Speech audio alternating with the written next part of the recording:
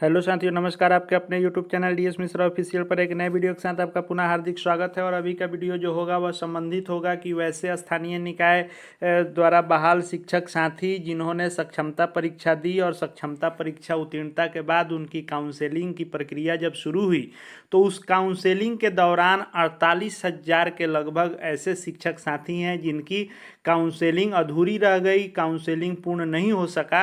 वैसे शिक्षक साथियों के लिए जो 29 तारीख के डेट में शिक्षा विभाग के द्वारा काउंसलिंग के संबंध में जो नया आदेश पारित किया गया, इस आदेश के बाद इसमें जो आवेदन इत्यादि देना है कि आवेदन किसके पास देना है, कहाँ से फॉरवर्ड करा करके देना है, कैसे जमा होगा, फॉर्मेट कैसे भरना है, कौन से फॉर्मेट पर भरना है, क्या क्या डिटेल लगेगा, क्या क्या डॉक्यूमेंट लगेगा, इन सब पर आज के वीडियो में बात करने वाला हूं। तो वीडियो आपके लिए महत्वपूर्ण होने वाला है, अंत तक देख लेंगे। और यदि चैनल से अब तक नहीं जुड़े होइएगा तो चैनल को सब्सक्राइब करके बेल आइकन को प्रेस कर लेंगे ताकि आगे भी शिक्षा विभाग शिक्षकों से संबंधित एवं सक्षमता परीक्षा से संबंधित जो भी आपके लिए महत्वपूर्ण वीडियो आएंगे उसकी सूचना आपको मिलती रहे।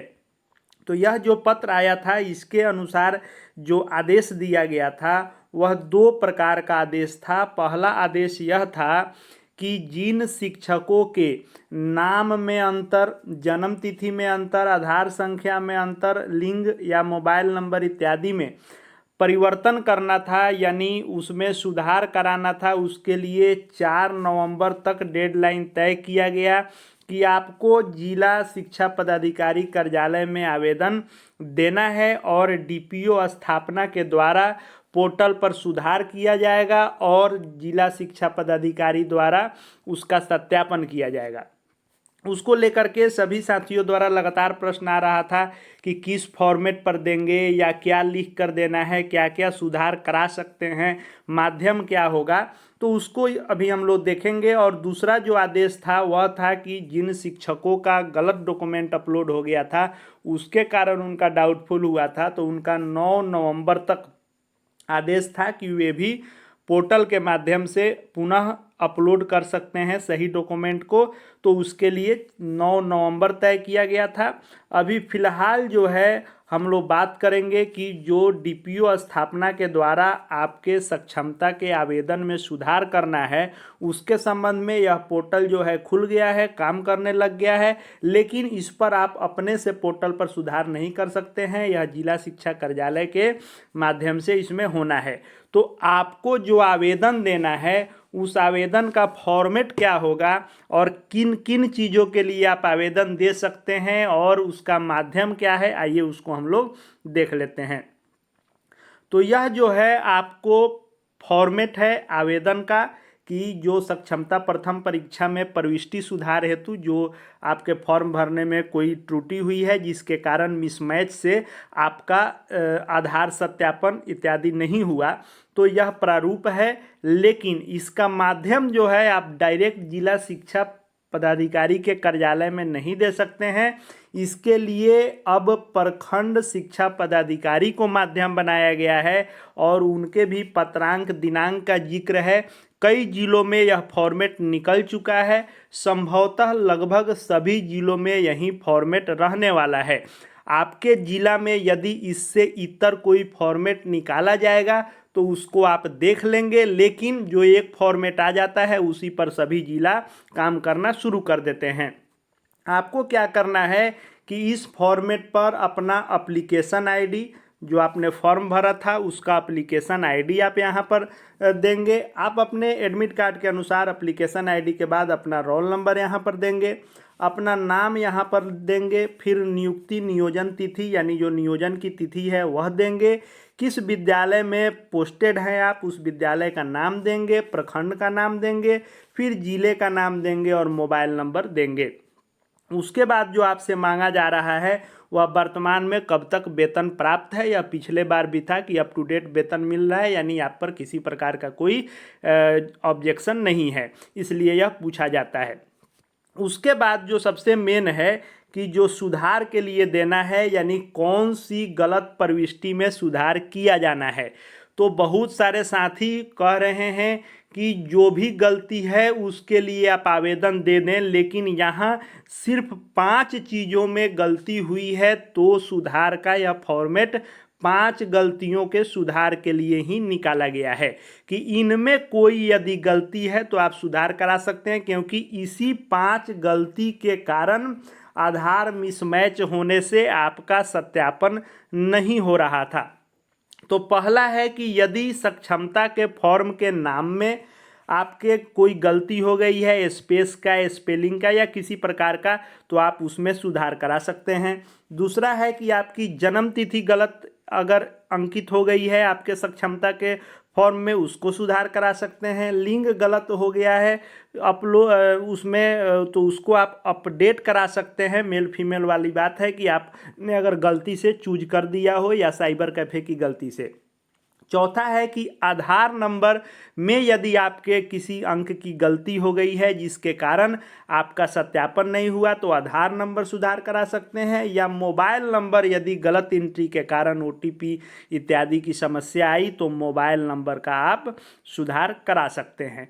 आपको क्या करना है कि इन 5 में से ज़रूरी नहीं है कि 5 किसी का गलती हो, जो गलती हो सिर्फ उसी के सामने, आपको सब में एंट्री नहीं करना है। यहाँ लिख दिया गया है कि सिर्फ जिसमें सुधार किया जाना है उसी का विवरण दें, अन्य विवरण खाली छोड़ दें। तो यदि नाम में गलती है तो क्या गलती हो गई है, किस प्रकार से लिखा गया है जो गलत है, और सही प्रविष्टि क्या होनी चाहिए वो यहाँ लिखेंगे। उसके बारे में कोई आपको अभियुक्ति देना है तो यहाँ लिख सकते हैं कि क्या उसमें सुधार करना है। दूसरा है कि जन्म तिथि गलत क्या एंट्री है, सही आपकी क्या होगी।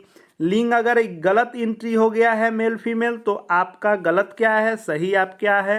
यानी अगर फीमेल है, मेल अंकित हो गया है तो यहाँ पर आप गलत क्या है, सही क्या है वह कर देंगे।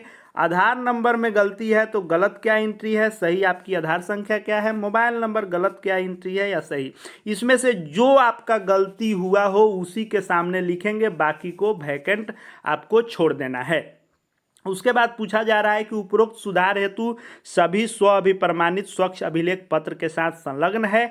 यानी जो आपको सुधार कराना है उसके संदर्भ में आपको अपना अभिलेख भी इसमें संलग्न करना है। यानी नाम गलत एंट्री हो गया है तो सही नाम के लिए आप अपना मैट्रिक का इसमें लगा सकते हैं, जन्म तिथि के लिए मैट्रिक का लगा सकते हैं। आधार नंबर में गलती है तो आधार कार्ड आपको इसमें देना होगा।